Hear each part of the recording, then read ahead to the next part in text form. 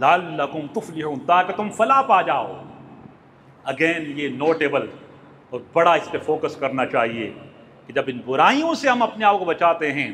اللہ وحدہ لا شریک اپنے کلام میں کامیابی اور کامرانی اور فوز و فلاح کی بشارت عطا فرماتے ہیں، اور وہ کامیابی دنیا میں بھی ہے، آخرت میں بھی ہے۔ اخروی کامیابی اس لیے کہ آپ اللہ کے حکم کی تعمیل کر رہے ہیں، دنیا میں کامیابی اس لیے کہ نشے کی لعنت جکڑ لیتی ہے انسان کے جسم کو، روح کو، صحت کو، ہیلتھ کو، اسپرچول گروتھ کو، ہر چیز کو جکڑ کے رکھتے دیتی ہے۔ یہ ایسی لت ہے، ایسی لعنت ہے اور ایسی بری عادت ہے، انسان کی تمام صلاحیتوں کو ختم کر دیتا ہے نشہ، اس کی قابلیت، اس کی ایبلٹیز۔ پرصلاحیت لوگ، ڈاکٹر بدر صاحب کتنی بڑی مثال دے رہے تھے، میں سمجھتا ہوں یہ قابل غور ہے، قابل فکر ہے۔ تو ہر اعتبار سے ناکامی کے دلدل میں نشہ دھکیلتا ہے۔ نوجوانوں، بچوں اور بچیوں، اس بات پہ غور کرو، نشہ ناکامی، رسوائی، ذلت، تباہی، بربادی، حتیٰ کہ جس کے ایفیکٹس ہیلتھ پہ اس سے جا کے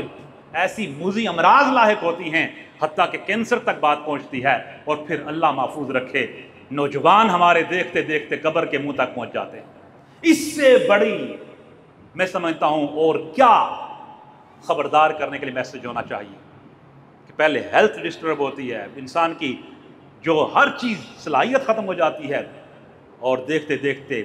انسان جان کی بازی ہار جاتا ہے۔ اس سے بڑا نقصان اور کیا ہو سکتا۔ اب نیکسٹ پوائنٹ میں اسی کے ذیل میں تھوڑا سا کوئکلی آگے بڑھتا ہوں کہ نشہ یہ ایک نحوست ہے، اور اس نحوست کا آپ اندازہ اس بات سے لگا سکتے ہیں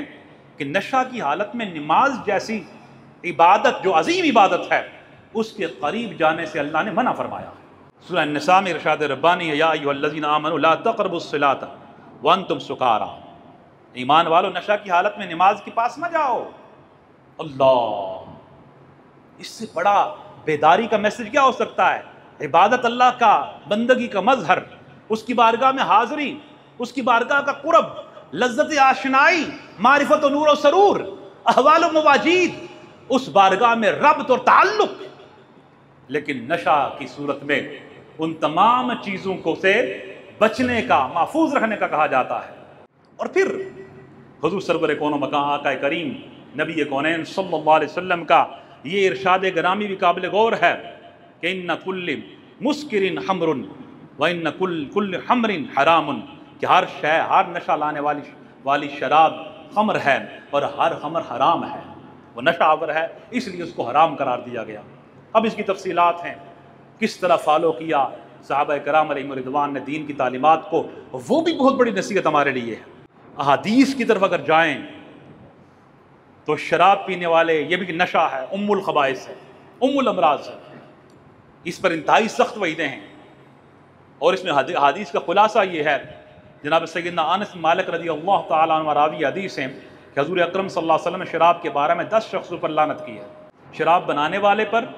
شراب بنوانے والے پر، شراب پینے والے پر، شراب اٹھانے والے پر، جس کے پاس شراب اٹھا کر لائی گئی اس پہ، شراب پلانے والے پر، شراب بیچنے والے پر، شراب کی قیمت کھانے والے پر، شراب خریدنے والے پر، اور جس کے لیے شراب خریدی گئی اس پر۔ یہ ترمذی شریف کی روایت ہے، اس کا میں نے خلاصہ پیش کر دیا۔ اور جو اس کے حرام ہونے کے انداز ہیں، اب اس کنیکشن کو دیکھیں، کیونکہ نشہ میں ام الخبائث، ام الامراض ہے، اس لیے میں سمجھتا ہوں کہ جو میسج آپ دینا چاہ رہے ہیں اس میں یہ نوٹیبل باتیں ہیں۔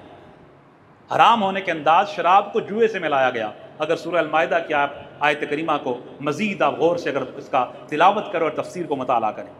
اس کو بتوں کے ساتھ ملایا گیا، شراب کو نجس اور ناپاک قرار دیا گیا، شیطانی کام قرار دیا گیا، اس سے بچنے کا حکم دیا گیا، کامیابی کا مدار اس سے بچنے پہ ہے۔ شراب کو عداوت اور بغض کا سبب قرار دیا گیا، شراب کو ذکر اللہ اور نماز سے روکنے والی چیز فرمایا گیا، اور اللہ کی بندگی جیسی عبادت جو نماز ہے تاکیداً فرمایا گیا کہ آپ، تاکیدی حکم دیا کہ آپ اس نشے کی حالت میں نماز کے قریب نہیں جا سکتے۔